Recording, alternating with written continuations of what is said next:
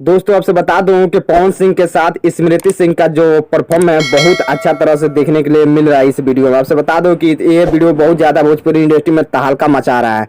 हालांकि आप लोग देखे होंगे और आप लोग नहीं देखे होंगे तो आइए एक बार सर्च मारिए साड़ी से ताड़ी, जो पवन सिंह के जो ऑफिशियल चैनल है इस पर आपको वीडियो मिल जाएगा देखने के लिए।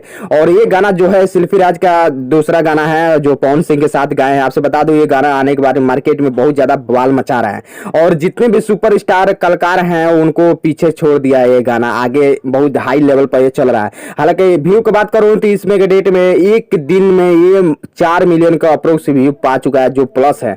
समझ सकते हैं कितना ज्यादा ये हाई लेवल पे ये गाना शूट किया गया है। आपसे बता दूं ये आने वाला जब जो पवन सिंह का दूसरा गाना है सिल्फी राज के साथ और बहुत भोजपुरी इंडस्ट्री में तहलका मचाया है। आपसे बता दूं कि इसके बाद एक और गाना आने वाला जो बनारस में शूट किया गया वो भी भोजपुरी इंडस्ट्री में आएगा तो बहुत ज्यादा बवाल मचाएगा। गाना के बेसब्री से इंतजार है, जितनी भी पब्लिक है सारे इंतजार कर रहे हैं।